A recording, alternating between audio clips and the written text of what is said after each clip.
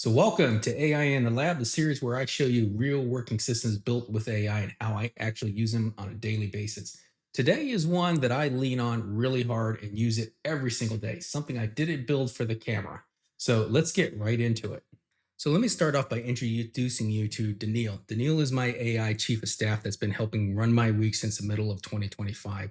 And if you get the sci fi reference to his name, drop me a note. But to begin with, I want to talk a little bit about the difference between a executive assistant and a chief of staff. So an executive assistant is somebody that you direct that can manage your calendar and your inbox. A chief of staff is somebody who remembers your world and has been a active participant in sort of planning your strategy and planning how you work and planning how you interact with people, planning how you get business done. And that's the difference. And it's the whole reason that makes this video worth watching. And I'm going to show you mine working on a real day, and then I'm going to show you what day one looks like with your own. This is the dashboard that I wake up with every single morning. Daniil prepares this at about 5:30, takes him maybe 15, 20 minutes to collect all the information. So by the time I have my first cup of coffee and I'm ready to sit down at my desk, this dashboard is sitting here waiting for me. Now, what I'm showing you here has been sanitized. So I've replaced names and email addresses and some of the content to protect people's privacies. But other than that, this is exactly what I sit down to and look at every single morning. And to be fair, this dashboard that you're looking at here has been tailored and customized over a number of months to my personal needs. For example, this graph at the top here that shows LinkedIn posts and the performance of my LinkedIn post is something that's sort of unique to me and isn't in the basic dashboard, but it's an example of the kind of thing that you can easily add to your own dashboard in just a matter of minutes. So I'm not going to walk through every channel, every panel through here, but I want to point out a few things in here that are sort of common against, to most people's, chief of staff dashboards. And the first thing here is a checklist. This is basically my to-do list. This is something that Daniil helps prepare. At the beginning of each week, we plan out the entire week, and we develop a to-do list that's basically broken down by each day. Keeps track of things that I've already let slip through the crack, things that are past due. It looks at all my direct messages, and I should point out here, you see these items in green here. These are Daniil's sort of comments about the particular item that we're looking at here. So in this case here, Parker Eastwood, it knows, was a warm contact through an organization I'm a member of called the Connective. So Daniil's already inserting his own thoughts and telling me like why this might be important and why this is something I might need to pay attention to. And you can see it does the same thing with emails and every other channel. This is a fractional Slack channel that I'm a member of. So basically anything that you give it access to, and it will develop an opinion and share that with you as part of the dashboard. So one thing that I do want to spend some time on to kind of show you the powerful of this tool is the daily briefing. So the daily briefing is something that the chief of staff prepares for me every single morning. It looks at my calendars, it looks at everybody that I'm meeting with and prepares a detailed sort of dossier of that person and the purpose of the meeting and provides me with suggestions. So I'm going to pick on a colleague of mine, Ren, who I've been working with now over the past month to develop some framework tools. And you can see here that it knows basic information about her, the name of her company, where she lives, what she's working on. It knows that we've met together now 3 or 4 times. It knows the context of each one of those meetings from the AI notes that we take and then share with the chief of staff. It knows that she's been in business for over 30 years. And she's a pioneering woman in technology. She's a member of the North Carolina Technology Association. So it's got a lot of context and background about her. It knows why we're meeting on Monday. And then it presents some suggested approaches for that meeting based on its knowledge of all the prior meetings and everything it knows about my business and my objectives as well. So this helps me prepare very, very quickly before each meeting. And as somebody who has 7, 8, 9, 10 meetings a day, this is invaluable and helps me show up at a meeting ready to go and ready to be productive. And I should say, the reason Daniil and my chief of staff is able to do this is because of its memory, because of the information that it has, its understanding. And that's really what I want to spend some time on talking about next. So For those of you who are familiar with the term or the product or system called Obsidian, it is a text based memory solution that many agents use or can use, I should say, to capture memory. And it's very effective. It's very simple to set up. It's the tool that I use. It's also the tool that's in the prompt that I'm going to give you to set up your own chief of staff. These are text-based documents that represent the memory. So it is something that you can review and audit, change, edit, delete, and modify. You can see it breaks down um, the memory into files and folders. So you can see meetings and people and projects, system information, which has information about me and how I like to work and to key decisions we make. So it's very, very easy for you to sort of audit and manage. And the key thing is that the agent maintains all of this by itself. You don't have to put anything in here. In fact, the suggestion is that you rarely update or modify this in memory yourself.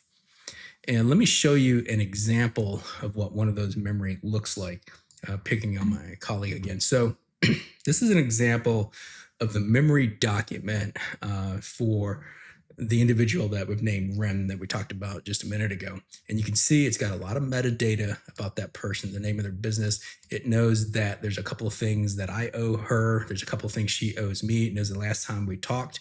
It knows that it's a person, it's a partner, and then it's got notes about every single meeting that we've had thus far. And you'll see these little tags in the memory, and this is really important. So it knows, for example, that this individual, Mika, is somebody that she introduced me to, and there's another document somewhere in the memory that it's referencing. So this is how it intertwines and interrelates all the different pieces of information and memory that it has.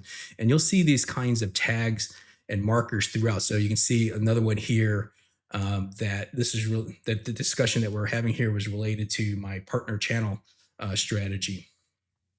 So, and these connections and these tags are a key way that the memory works.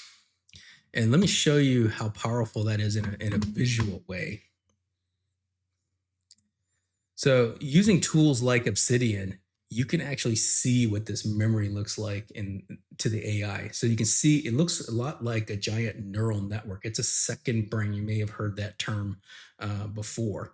And this is what makes these agents or an agent like a chief of staff so powerful.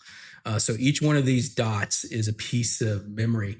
And each one of these lines has a relationship between that node of memory and another memory around it. So you can see already I have hundreds, if not thousands of nodes and thousands, if not tens of thousands of interconnections between those. And this is what your chief of staff sees and uses as its memory. This is what makes it powerful. And here's the part that people skip a lot. So, and it's the reason that their chief of staff or similar types of tools often fail. So, and like in my case, Daniel only knows what I feed him. So things like my calendar, my inboxes, emails, direct messages, Slack, and so forth, of course. But also he only knows what I tell him in terms of clients I'm working on, projects, contracts, business strategy, even information about myself, my strengths, how I like to write, what I like doing, what I like to avoid. And then one thing that surprises some people, I've shared with him things like my Colby and print results. So if you're not familiar with those, they're personality surveys. So he knows that I like to start things fast and I get bogged down in the minutia and the details. And so he knows to helps me. He knows to help follow through on those kinds of things. And he builds my to-do list based on that kind of information on it. So this screen here, this view here of the memory is one of the most powerful aspects of a well-executed chief of staff. So the other thing I mentioned is that he runs without me, right? And so how does that happen? So almost all of the frontier models now, including Codex, ChatGPT, and Claude, have the ability to schedule tasks. And you can see I have a lot of different tasks in here that run automatically.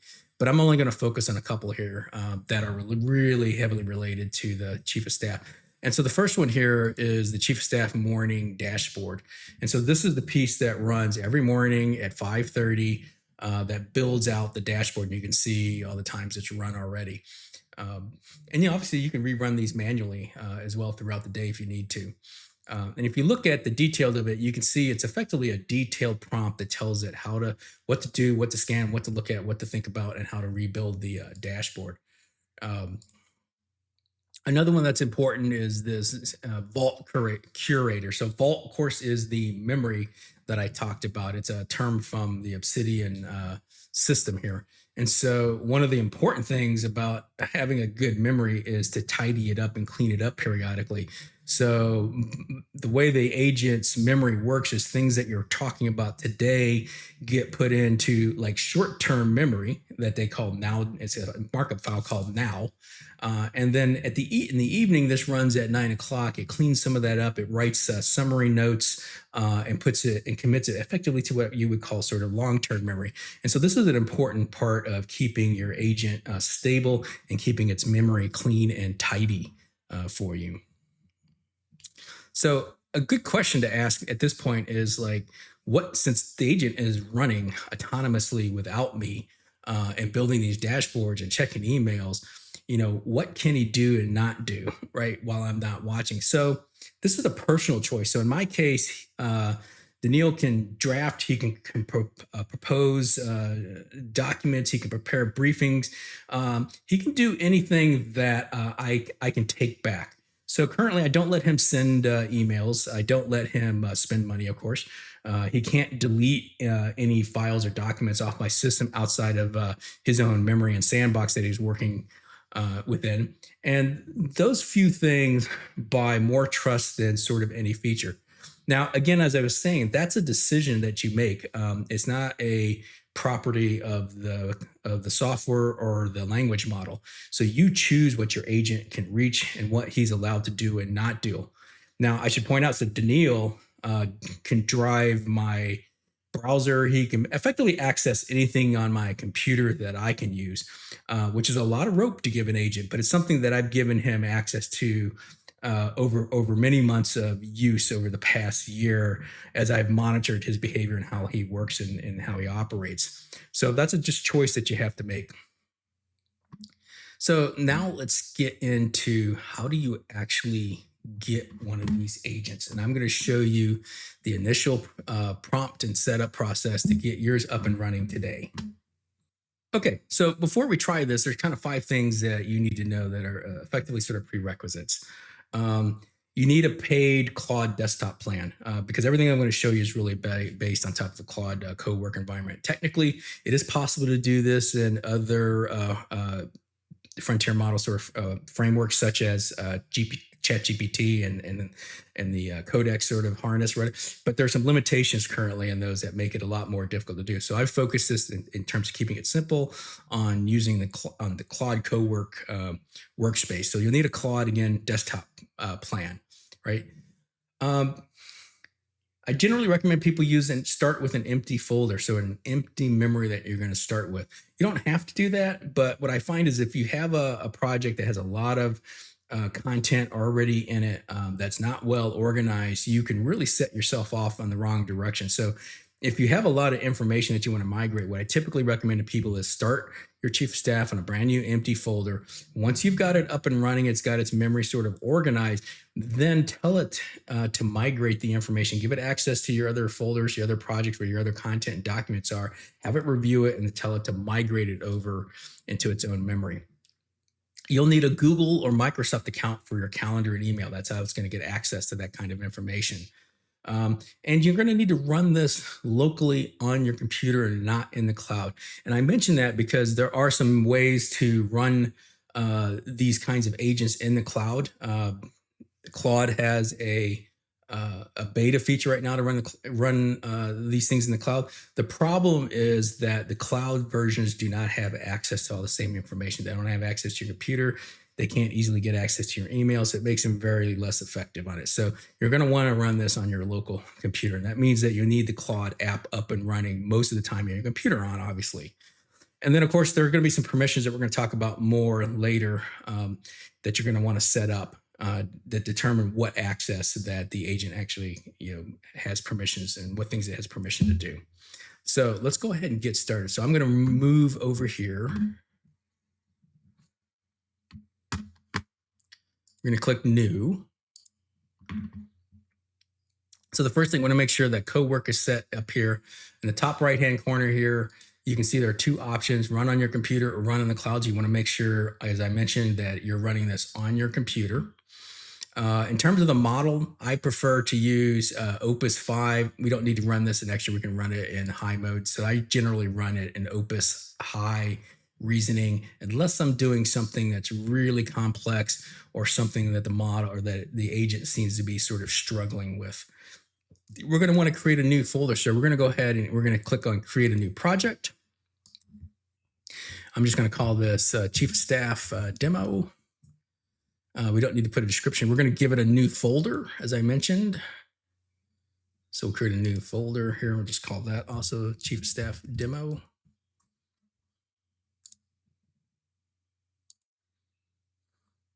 All right. So we're going to go ahead and create that project. And then finally, we're going to look at the steps here. Or the permissions here. You can see there are three choices. There's manual approve, automatically approve, and basically skip all approvals. So manually approve is going to drive you crazy. So it will basically ask permission to do every single thing it needs to do, right? It'll drive you absolutely nuts. So I don't recommend that. Automatically approve is a nice middle ground. So it will do most things on its own without approving it, unless it feels like it's a potentially unsafe action, like deleting a file that wants to ask you permissions to do that, or connecting to some system or service. In my case, I've run this for a very long time and have a lot of trust in terms of how it actually works. So I'm going to go ahead and I'm going to choose skip all approvals in my case. So let's just go ahead and we'll just start the chat with it by just saying hello. Great. So the next thing we're going to do is we're going to grab the free prompt at adviceforge/kit. And I'll have that link at the end of this presentation again for you so that you can grab it. So this is the page here. The kit, again, it's free. You can grab this prompt anytime you want. I'm going to click copy the setup prompt. You can look and read the prompt, of course. It's something I encourage you to do when you're copying prompts, to make sure you understand what they're doing, especially if it's from somebody that you don't know well. So we'll copy that prompt and we'll then pop back over to Claude. We'll pop back over to Claude and we will paste that right in here and tell it to go. So you can see he's already looking around. He's looking for the tools that he has access to. Looking for calendars and email accounts that it has access to. It's seeing what information it can already reach and figuring out what data sources it has access to. And this literally takes a few minutes. Okay, so it's running a few tests here to make sure that it can read and write to the project folder that we just did. So it's trying to delete a test file that put in there. So we're going to go ahead and allow it to remove that test file.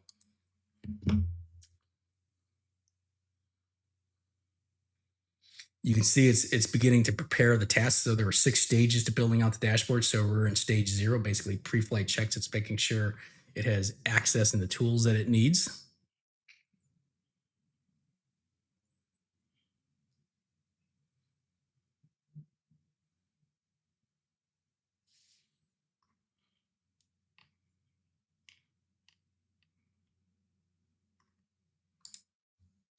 All right, so here's at the very beginning here, it doesn't have a name yet. So I do encourage people to give your chief of staff a name. It makes you think of it more as a team member, and you tend to sort of treat it more like that in terms of how you communicate with it. So let's call you. Let's make your name Bit.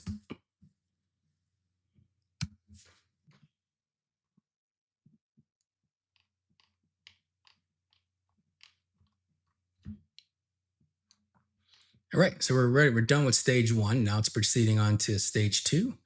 Where it's going to ask us to confirm some additional information. So the whole process is really a series of interview questions. It's going to ask you information about which email accounts you want to manage, which you want to work with. So, and there it is. So now it's asking me, it sees that I have 2 email accounts here in my system. It want to know is which one is my work account. And so we're going to go ahead and tell it the correct one here is Advice Forge. And which account should it use for briefs and triage? I'm going to tell it to go ahead and look at both, and we can blend it in one picture. And now it's off to the races. And again, as it proceeds through each stage, it's going to ask you more questions. So this whole process is going to take about 30, maybe 45 minutes, mostly depending on how long you take to sort of provide answers to it and how thorough you are with it. So I'm going to stop here. We'll skip ahead when it's reached stage 6, so we can actually see the dashboard. So we'll be back here in just a few minutes. Okay, and here we go. Here's the vanilla dashboard that we talked about. Now, I'll say off screen, I went ahead and sanitized this since it's pulling information from my actual live accounts just to protect people's privacy. But you can see it's very similar to my dashboard. It's a little simpler, and it should be because I've obviously spent months with mine tweaking it and changing it. But all the basic information is in here. So you've got what's important in meetings, your focus, what's due, your inbox. And the key thing is that you now own this. If you want to change it, change the color scheme, you want to add something, take away something, have it reorganize it, maybe move it from 2 columns to 3 columns, all you have to do is tell it what you want. And it will make the change for you. You don't need to be technical. You don't have to explain it in great detail. Just tell it exactly what you'd like to do, what's working for you, what's not working for you. And it will absolutely make the changes one piece at a time for you until this is absolutely perfect in the way that you want. So this is roughly what you're going to have on day 1, right? And the more time you spend with it, both in the setup and ongoing, the better it will get. And the one thing that I would point out is that my chief of staff, Dan Neal, did not get this good because I configured him. He got good because I talk to him every single day. I tell him what's going on. I tell him what I'm working through. I ask for his opinion.